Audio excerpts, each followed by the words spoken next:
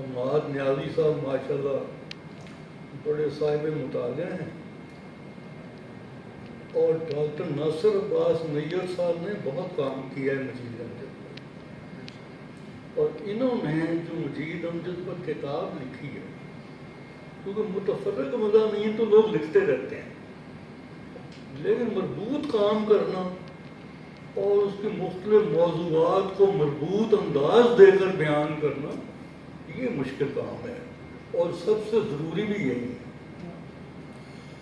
تو یہ کام ڈاکٹر صاحب نے بڑے اچھے طریقے سے کیا ہے۔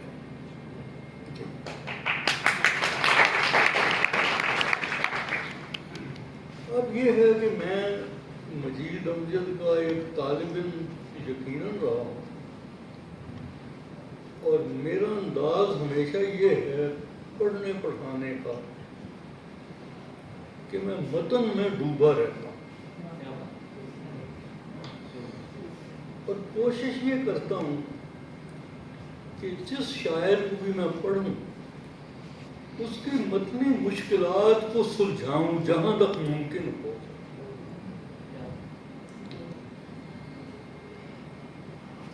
ایک زمانے میں اور اب بھی بہت حد تک یہ سمجھا جاتا ہے کہ متن کی باریکیوں میں جانے کی کوئی ضرورت نہیں ہوتی، اس سے اپریسیشن بڑھتی نہیں ہے بلکہ بعض اوقات کم ہو جاتی۔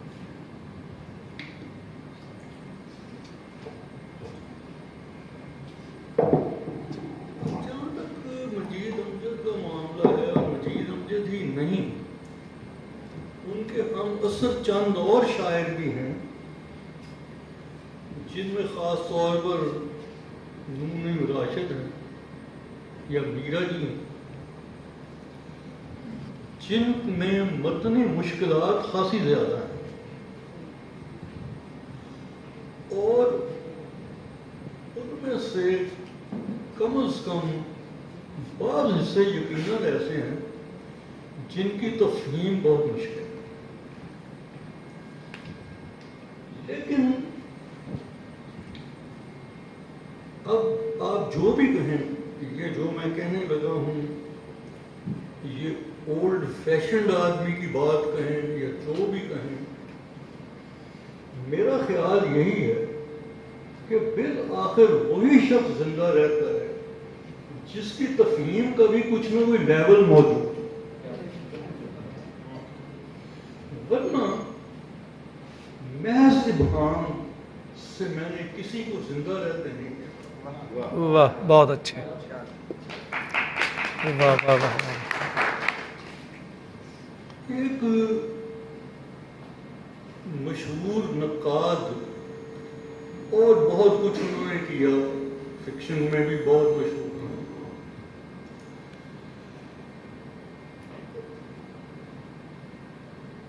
انہوں نے لکھا ہے، کبھی ان کا نام بھی دے، انہوں نے یہ لکھا ہے کہ لٹریچر میں الٹیمیٹلی جو کچھ سروائیو کرتا ہے، جو کچھ بچ جاتا ہے، وہ آنے والے زمانے میں اگر زندہ ہے، یعنی پتہ نہیں آج جو کچھ ہے یہ کل زندہ رہے گا کہ نہیں، لیکن وہ یہ کہتے ہیں کہ ماضی میں جن لوگوں نے بھی لکھا ہے وہ چھوٹے ہیں یا بڑے ہیں، یہ درجہ بندی کو کہتے ہیں کہ میرے نزدیک کوئی معنویت نہیں رکھتا۔ اس لیے الٹیمیٹ ریئلٹی سروائیول، مثلا انہوں نے دو نام لکھے ہیں، ایک شیکسپیئر کا نام ہے، ڈاکٹر صاحب نے ان کا خاصا ذکر کیا، اور دوسرا ایک پچھلے 50-60 سال کا ایک بڑا پاپولر ناول نگار ہے ڈیپنگ، پاپولر ہے یا تھا، کسی زمانے میں اس کی کتابیں بیسٹ سیلرز میں شمار ہوتی تھی، لیکن وقت گزرنے کے ساتھ ساتھ اب اس کا نقش اتنا گہرا نہیں رہا، لیکن انہوں نے یہ دو نام لیے ہیں، ایک بہت بڑا نام اور دوسرا پاپولر لیکن چھوٹا، جس کو حقارت سے دیکھا جائے۔ وہ کہتے ہیں کہ اگر اور 50 سال 100 سال گزر گئے اور وہ ڈیپنگ کی کوئی چیز بچ گئی تو وہ اتنا ہی بڑا ہوگا جتنا کوئی دوسرا ہو سکتا ہے۔ یہ بھی مطلب ایک انداز نظر ہے دیکھنے۔ اس لیے مجید امجد یا راشد یا میرا جی آئے، بہت سے نقاد تھے ان کے ساتھ، ان کا بہت ذکر ہوا، بہت کچھ اس پر لکھا گیا، اور یقیناً بہت بڑے لکھنے والے ہیں اپنے انداز میں بالکل نہ یہ ڈینائی کرتا نہ کر سکتا، نہ کرنا چاہیے۔ اب دیکھیں پاپولیرٹی کی بات آ گئی، جہاں تک پاپولیرٹی کی بات ہے، آج سے 50 60 70 سال پہلے راشد اتنا ہی جانا جاتا تھا، میرا جی اتنا ہی جانا جاتا تھا، لیکن مجید امجد نہیں جانا جاتا۔ اب بات یہ تھی کہ شہرت کے کئی اسباب ہوتے ہیں، یہ بھی ایک بڑا کمپلیکیٹڈ فینومینا ہے۔ ایک تو میں نے یہ دیکھا ہے کہ کوئی شخص بھی مرنے کے بعد 100 سال گزر جائیں، اگر وہ 100 سال میں فراموش ہو گیا ہے تو اس کی ریوائیول کے چانسز نہ ہونے کے برابر۔ اس کی بے شمار مثالیں ہیں، میرا خیال ہے پوری اردو شاعری میں صرف اس کی ایکسیپشن وزیر اکبر آبادی ہے۔ وہ مطلب رہ گیا، بہت فراموش ہوا، تذکرہ نگاروں نے اس کے بہت خلاف لکھا، ہر بات اس کے خلاف ہوتی رہی، لیکن وہ اپنے بل پر زندہ رہا۔ اب میں جہاں تک جانتا ہوں، اس کی دوسری مثال ہمارے عہد میں مجید امجد ہے۔ مجید امجد بھی ایک زمانے تک ایسا لگتا تھا کہ اس کو لوگ بالکل بھول جائیں۔ مثلا مجید امجد کی وفات پر ان کے قریبی احباب اور عزیز و اقارب یہ کہتے تھے کہ وہ شاعروں کا شاعر ہے لیکن زندہ نہیں رہے۔ تو آپ نے ظفر اقبال کا ایک شعر تو سنا ہوگا جو انہوں نے ساہیوال میں مجید امجد کی برسی پر کہا تھا کہ تیری یاد میں جلسہ تعزیت تجھے بھول جانے کا آغاز۔ اب ظفر اقبال صاحب ماشاءاللہ حیات ہیں، اللہ ان کو زندگی دے، تو میرا خیال ہے کہ یہ شعر پڑھ کر تھوڑا سا شرماتے ضرور ہیں۔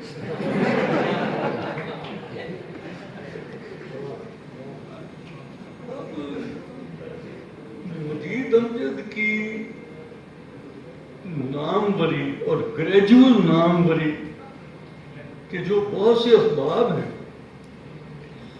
ان میں سے میرے نزدیک سب سے بڑا سبب یہ ہے کہ اس کا کلام دقتوں کے لحاظ سے 3 سطحوں میں تقسیم ہو سکتا ہے۔ پہلی آسان نظمیں، اور وہ اتنی آسان ہیں کہ عام قاری بھی ان کو پڑھے گا اور بغیر دقت کے سمجھ جائے گا۔ وہ سروائیول کا سبب بن رہی ہیں یہ چیزیں، خواہ وہ بندہ ہو جس کی کاپی کسی نے کی ہو، یا اس طرح کی کوئی نظم جو کہ لوگ پڑھتے ہیں ان کو اچھی لگتی ہے۔ کوئی ایک بڑا نقاد یا ریڈر ممکن ہے ناک بھاؤں چڑھائے، لیکن عام آدمی کہے گا یہی ٹھیک ہے۔ اس طرح کی خاصی تعداد ہے ان کے ہاں نظموں کی۔ اور دوسری سطح وہ ہے کہ جس میں کچھ دقتیں بھی ہیں، کچھ موضوعات کی مشکلات بھی ہیں، کچھ انداز بیان کی مشکلات بھی ہیں، لیکن اگر ان کی کلید سمجھ میں آ جائے تو وہ نظمیں بہت اچھی ہیں۔ مطلب سطح پر نہیں پڑی ہوئی آسان، لیکن ان کی کلید کسی کو سمجھا دیجیے آپ اور وہ ان کو پڑھے تو وہ کہیں واقعی یہ تو میں اس طرح نہیں سمجھتا تھا، ایک باکمال بات ہے۔ اور تیسری وہ نظمیں ہیں جو کہ اکثر ان کے حصے اچھا خاصا ریڈر سمجھنے میں سہولت محسوس نہیں کرتا۔ اس کے بھی بہت سے اسباب ہیں۔ مثلا ایک بڑا سبب یہ ہے کہ وہ اردو کی روایت سے اتنی ہٹی ہوئی ہے کہ ایک اجنبیت کا احساس ہوتا ہے۔ جیسے مجھے ایک دفعہ میرے ایک دوست نے کہا تھا کہ میں نظموں کو جب پڑھتا تھا پہلے، کہتے آپ تو کچھ نقادوں کی وجہ سے مجھے پلے پڑھنے لگی، لیکن جب میں نے ان کو پڑھنا شروع کیا ہے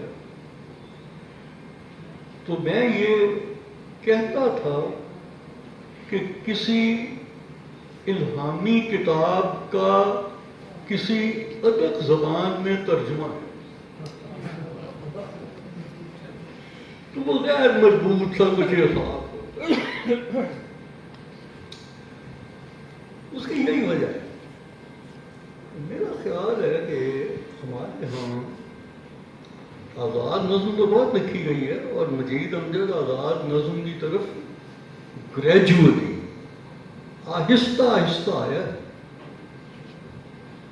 ان کے آپ تجربات دیکھیں تو بالکل 100% پابند نظموں سے شروع کرتے ہیں، اور پھر انہیں بیچ میں کہیں جا کے انگریزی سٹینزا فارم پسند آ جاتا ہے، اور اب وہ سٹینزا فارم میں بال کی کھال نکالتے ہیں۔ مطلب یہ ہے کہ اگر آپ صرف اس نقطۂ نظر سے اس شاعری کو پڑھیں کہ سٹینزا کی کتنی شکلیں انہوں نے بنائی ہیں جو کسی مغرب کے شاعر نے سوچا بھی نہیں ہوگا، جن کی سٹینزا فارم میں ہو، لیکن اتنی عجیب و غریب شکلیں سٹینزا سے بنائی ہیں کہ ان میں سے بہت سی نظمیں ایسی ہیں 100% پابند ہیں، لیکن لگتا ہے کہ نہیں پابند نہیں۔ یہ قاد الکلامی ہے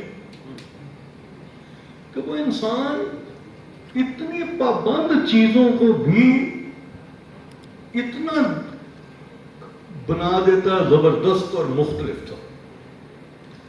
اس کے بعد اب یہ بھی سارے تجربات پابند شاعری ہیں۔ اب اس سے وہ آگے جاتے ہیں تو پھر وہ پابند اور آزاد کو ملا کر نئی حیاتیں تشکیل کرنے لگ جاتے ہیں، اور یہ فیز بھی خاصی دیر تک چلتی ہے، اور پھر وہ فیز آتی ہے وہ فیلن والی جو نظمیں ہیں۔ مجید امجد سے اکثر یہ سوال کیا جاتا تھا ان کی زندگی کے آخر میں کہ جناب یہ آپ کیا لکھ رہے ہیں؟ اچھا، آپ میں سے جو لوگ ان کو جانتے ہیں، ان سے ملے ہیں یا نہیں ملے یہ دوسری بات ہے، ان کے مزاج کو ان کی تصنیفات کے ذریعے سمجھتے ہیں، وہ یہ اندازہ کر سکتے ہیں کہ مجید امجد کبھی دعویٰ نہیں کرتے تھے کہ میں یہ کوئی بڑا کام کر رہا ہوں یا میں نے بڑا کام کر دیا ہے۔ کبھی ایک جملہ میں نے نہیں سنا تھا مطلب ان سے، اور نہ ہی وہ اپنی شاعری کو ایکسپلین کرتے تھے کبھی. آپ ان سے اگر جا کر یہ کہیں کہ جناب اس نظم میں آپ نے کیا لکھا ہے، تو وہ کہتے تھے کہ اگر یہ نظم نہیں بتاتی تو میں کیا بتاؤں. یہ ان کا ایک خاص اسٹائل تھا. اسی طرح سے یہ نظمیں جب ان کے احباب پوچھتے تھے کہ جناب آپ اس میں کیا کر رہے ہیں، تو وہ کہتے کہ آپ ان کو پڑھ کر دیکھ لیں، یہ اگر بتاتی ہیں کہ یہ کیا کر رہا ہوں میں تو یہ ٹھیک ہے، ورنہ چھوڑ دیں. انہوں نے کہا یہ تو بالکل لگتا ہے کہ اوزان میں نہیں، یہ عام طور پر کہا جاتا ہے. تو وہ کہتے تھے آپ ان کو نثر سمجھ کے پڑھ لیں.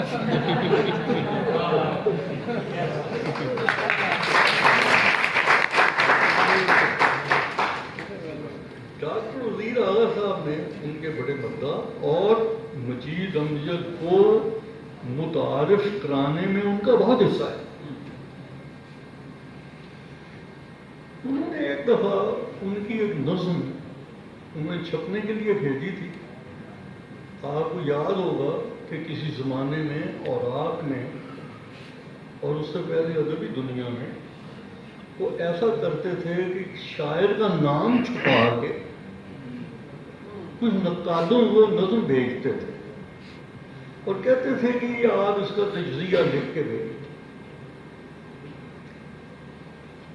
ایک نظم جب مجید امجد نے ان کو اشاعت کے لیے بھیجی، ان کا خیال نہیں ہوگا کہ اس نظم کو وہ نقادوں کو بھیج دیں گے تفہیم کے لیے، لیکن وہ بھیج دی انہوں نے اور نام چھپاتے تھے، نام نہیں بتایا جاتا تھا کسی کو. لیکن آغا صاحب نے مجید امجد کو لکھا کہ آپ اس میں کیا کہنا چاہتے ہیں. تو مجید امجد نے اس کے جواب میں لکھا کہ جناب مجھے یاد نہیں کہ میں نے کیا کہا تھا اس میں، اور اگر نظم نہیں سمجھا سکتی بات تو میں بھی نہیں سمجھا.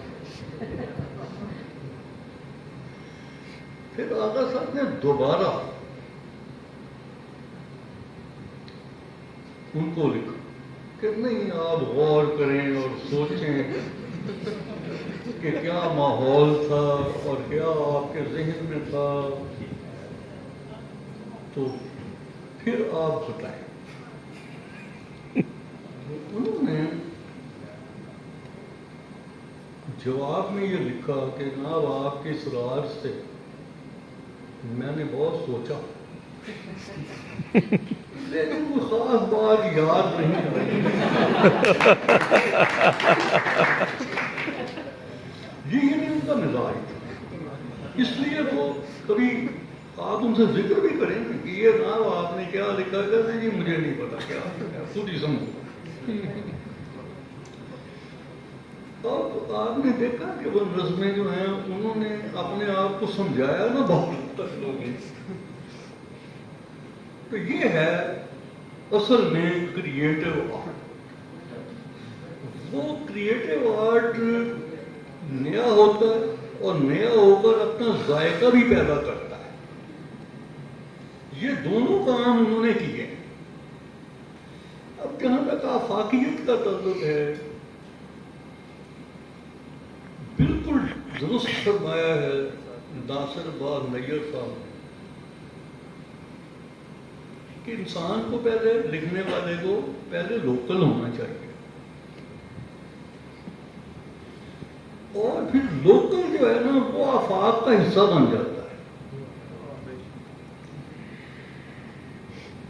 اچھا، بہت مجید امجد ویل ریڈ آدمی تھے. یعنی اگر ان کے مطالعے میں سے کسی ایک گوشے کا مجھے علم ہو جاتا تھا اور میں کبھی جا کے سوال کرتا تھا مثلا میں نے ایک دفعہ ایبرپٹلی ان سے پوچھا کہ یہ رابرٹ فراسٹ کے بارے میں آپ کی کیا رائے ہے؟ تو انہوں نے صرف یہ جملہ کہتے تھے، انہوں نے کہا ماسٹر پوئٹ۔ لیکن جب میں رابرٹ فراسٹ کو تھوڑا تھوڑا پڑھنے لگا اور پھر بہت اس سے دلچسپی پیدا ہو گئی تو مجھے اندازہ ہوا کہ ان کے اور مجید امجد کے موضوعات میں اشتراک نہیں ہے، اسپرٹ میں ہے اشتراک۔ اسپرٹ کا مطلب یہ ہے کہ وہ بھی پہلے لوکل امریکن ہے، اور جو کچھ امریکہ، اس کا لینڈسکیپ، انہیں جو مشاہدات میں آیا ہے، اگرچہ ڈفرینٹ ہے وہ، اس کو اگر سمجھیں کہ یہ کسی طرح سے وہ ورڈزورتھ یا شیلے یا کیٹس اس سے ریزمبل کرتا ہے، بالکل نہیں ہے، مختلف ہے لیکن ایٹ ونس لوکل ہے۔ اور اس کے ایک نقاد نے لکھا ہے کہ یہ شخص، آپ اس کی نظم پڑھیں، لوکل نظم لگتی ہے لیکن بیچ میں جا کر لگتا ہے یہ کائنات کا حصہ بن گئی۔ اور یہی مجید امجد کے ہاں نہیں آپ کو اندازہ ہوتا کہ وہ عام دنیا کے کل پرزے ہیں، آگے جا کر اندازہ ہوتا ہے کہ یہ تو کائنات کا کوئی پارٹ ہے۔ اس طرح سے باتیں مطلب بہت ہوں گی، لیکن میں اب آخر میں صرف یہ عرض کروں کہ بڑی میرے لیے یہ خوشی کی بات ہے کہ جس شاعر کا میں نے مطالعہ شروع کیا اس کو میں نے کوشش کی کہ نصابات کا حصہ بنایا جائے، اور 70-75 سال پہلے میرا بہت مذاق بھی اڑایا گیا، وہ زمانہ بھی تھا۔ مثلا میرے استاد وحید قریشی صاحب کہتے تھے، آپ میں شاید کوئی دوستوں کو پتا ہوگا کہ میں 1 سال ملتان یونیورسٹی بھی رہا ہوں، تو آتا جاتا تھا تو وحید قریشی صاحب از راہ تمسخر کہا کرتے تھے کہ آتے جاتے ڈائننگ کار کے بیرون کو بھی انہوں نے اس کا کلام بہت سنایا۔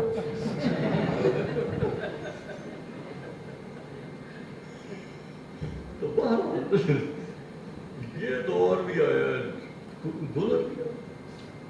خوشی کی بات یہ ہے کہ اب مجید امجد پر لکھنے والے بہت زیادہ